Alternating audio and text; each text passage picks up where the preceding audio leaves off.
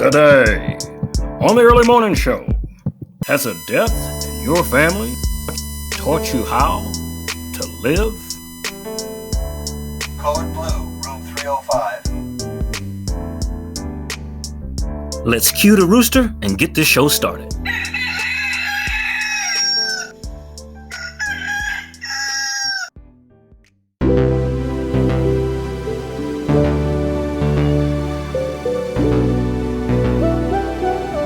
Every time I need that shit, devil make another.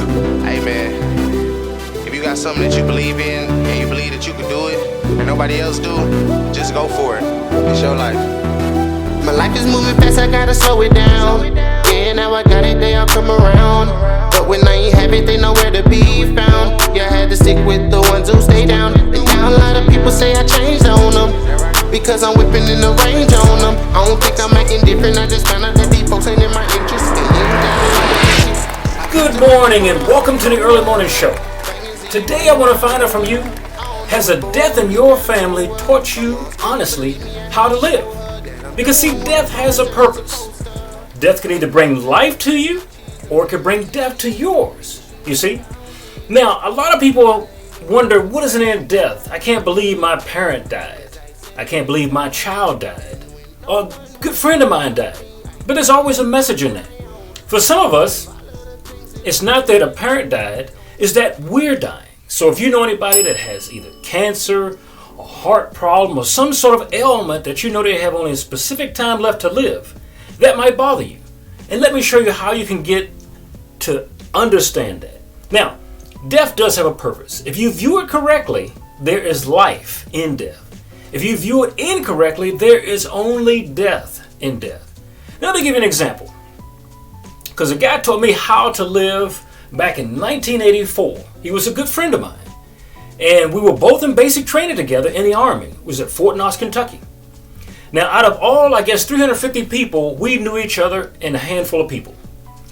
So one day when we went to training at the rifle range, we did daytime fire. And if you ever served in the military, you know that the Army fires with the M16 in the daytime, and they fire also at nighttime for nighttime firing. Well, his name was Private Warner.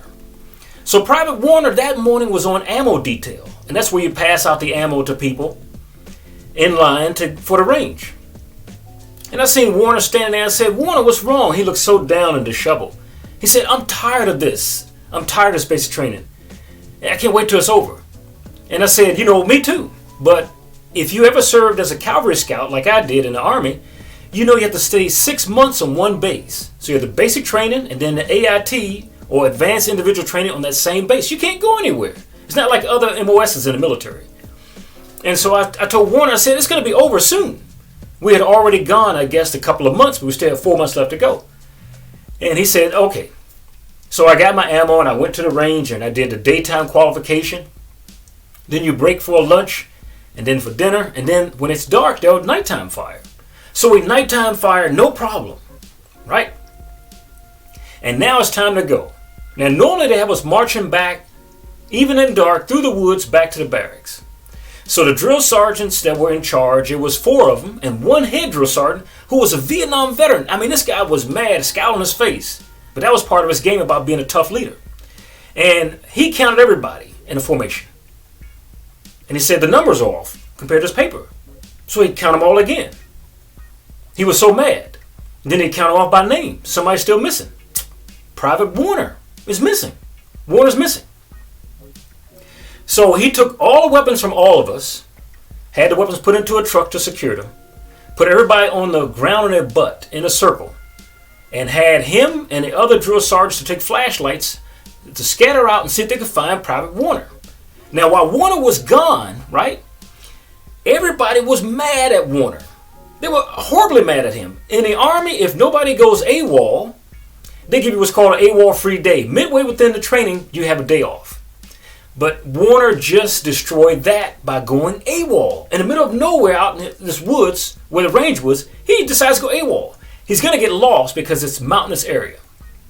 So they go looking for him, and they finally come back about 15 minutes later, and the head drill sergeant comes over there to us groups, and he says, I'm sorry to tell you, but Private fucking Warner shot his brains out over near the latrine.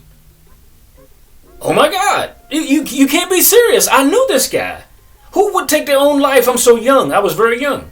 I just turned adult. He's got to be joking, right? Who would take their own life? But he said Private Warner shot his brains out. He says if you ever want to do it, that's the correct way to do it the way he did it. So obviously he showed us that Warner had taken the M16, sat down on the stairs at the latrine, put it between his legs and pulled the trigger into his mouth. And that's what's even worse because he had the steel pot helmet on, and that doesn't allow the bullet to exit the brain. So Warner was dead. Hard to believe, but a little kid my same age was actually dead. The first death I seen in the military. So what they normally have us march back, they called a bus to come get us in. A bunch of Green Army buses. It took a couple of hours. By the time we got on the bus, maybe 3 hours later, the military police were already on scene near the latrine. It was over a ways we couldn't see it. But by the time the buses drove past that latrine, you could still see Warner's body. He was sitting on the stairs. His head was leaning on the wall. And the MPs or the military police were in the ground with plastic bags picking up evidence all around. They were picking up evidence. And whatever else it was, I won't speculate, but we left Warner at that range. And since we all were young kids, when we got back to the barracks, he was missing forever. He was missing. And so they didn't know how to process that because they were so young. Some of them were so young and silly, we thought he's going to be a ghost in the barracks, you see. So a lot of people don't know how to take death, and a lot of people don't know how to take life. So life was bugging him. Now, but what I did learn from that is that Warner taught me to appreciate life every day. See, Warner killed himself back in 1984. This year's 2021. But Warner taught me to enjoy every sunrise and every sunset. And I'm enjoying them for Warner because he cannot see those days.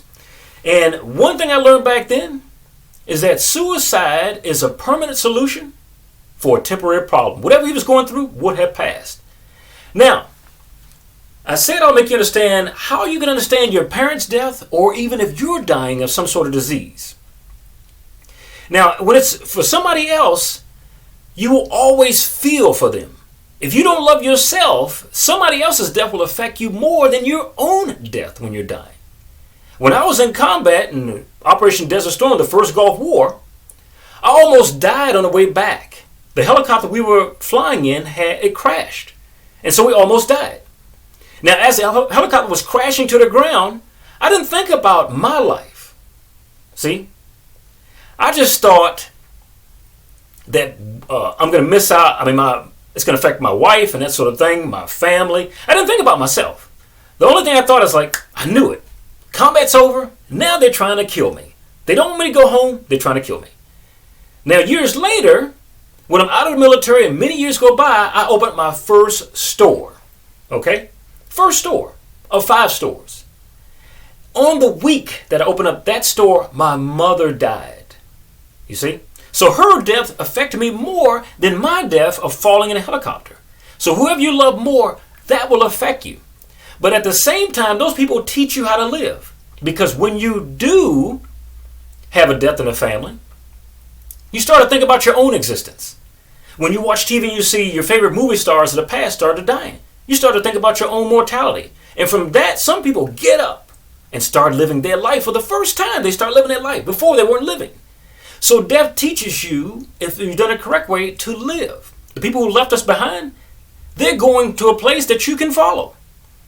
And if they did death the right way, they taught you how to die with grace instead of how to die. Oh, this is so horrible, that sort of thing.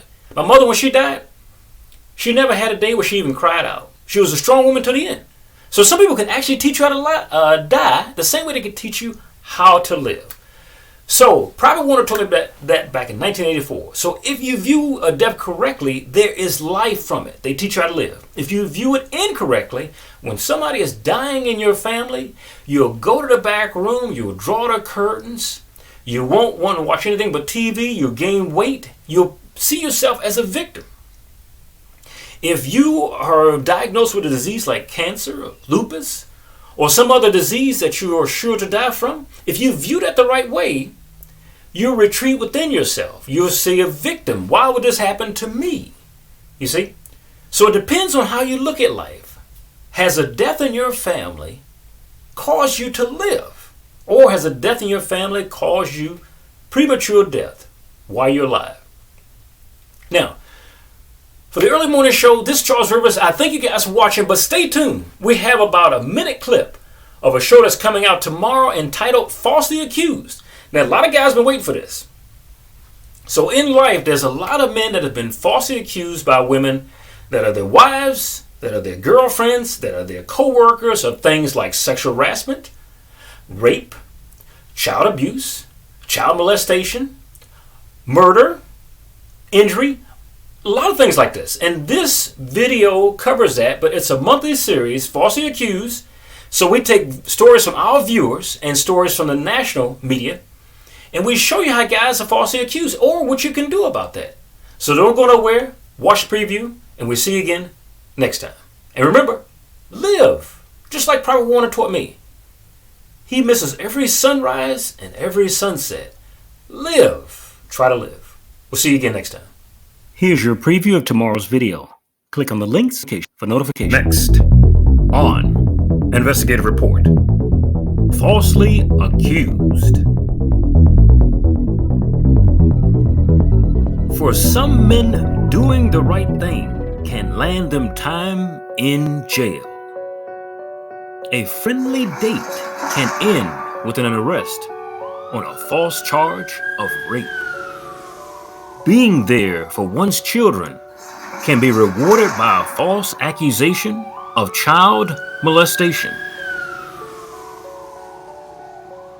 And for participating in an argument where your partner, not you, was the aggressor, can end up getting you arrested, fired from work, and branded a wife beater for the rest of one's life.